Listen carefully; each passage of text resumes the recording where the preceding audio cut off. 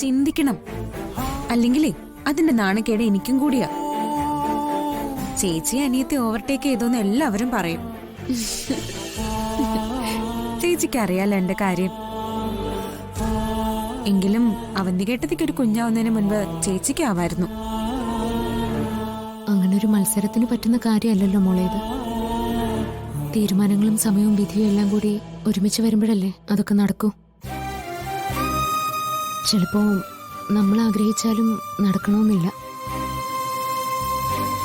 എന്താണ് എന്റെ ഏട്ടത്തിമാരൊരു ചർച്ച?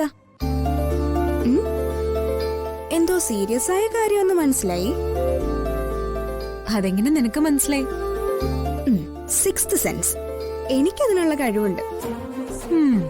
അത് പറയാനുള്ള ആരോഗ്യം പോലും നിനക്കില്ല. സത്യം പറയും. നീ ചേച്ചിയുടെ മുഖം കണ്ടല്ലേ ഞങ്ങൾ എന്തോ സീരിയസ് കാര്യം സംസാരിക്കണമെന്ന് മനസ്സിലാക്കിയത് അല്ലേ? ഇപ്പൊ അതല്ലല്ലോ ഇവിടുത്തെ വിഷയം. കാര്യം പറയും. വിലയേറിയ അഭിപ്രായങ്ങളെ ഞാനും കൂടെ രേഖപ്പെടുത്തട്ടെ. സച്ചേട്ടനും അച്ചേച്ചിക്കും ഒരു കുഞ്ഞ് എത്രയും വേഗം വേണോന്ന് ഞാൻ പറയായിരുന്നു. അപ്പൊ സോറി, എനിക്കതിലൊന്നും പറയാനില്ല. ഇവരോട് രണ്ടുപേരോട് ഞാനത് പറഞ്ഞു മടുത്തു. ഇനി ഞാൻ കെട്ടിയൊരു കുട്ടിയായാലും ഇവരതിനെക്കുറിച്ച് ആലോചിക്കുമെന്ന് എനിക്ക് തോന്നുന്നില്ല. അതുകൊണ്ട് എനിക്ക് അതിനെക്കുറിച്ചൊന്നും പറയാനില്ല. ദേ കേട്ടല്ലോ ചേച്ചി, ഈ പരാതി നിങ്ങൾ മാറ്റിയെടുത്തേ പറ്റൂ. എത്രയും പെട്ടെന്ന് സച്ചേട്ടനോട് സംസാരിച്ച് ഒരു കുഞ്ഞ് വേണോന്നുള്ള തീരുമാനത്തിലെത്തണം.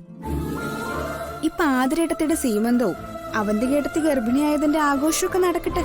അതൊക്കെ കഴിഞ്ഞ ശേഷം അർച്ചനേട്ടത്തിക്കും സച്ചേട്ടനും കുഞ്ഞുണ്ടാവുമ്പോ അത് നമുക്ക് ഇതിനേക്കാളൊക്കെ ആഘോഷമാക്കണം. അതെ, അന്ന് ആ ആഘോഷത്തിന് ഞാനും എന്റെ കുഞ്ഞും ഉണ്ടാവും. ഇനി ഞങ്ങളെ കൊണ്ട് ഇത് പറയിപ്പിക്കരുത്, കേട്ടല്ലോ? വാ.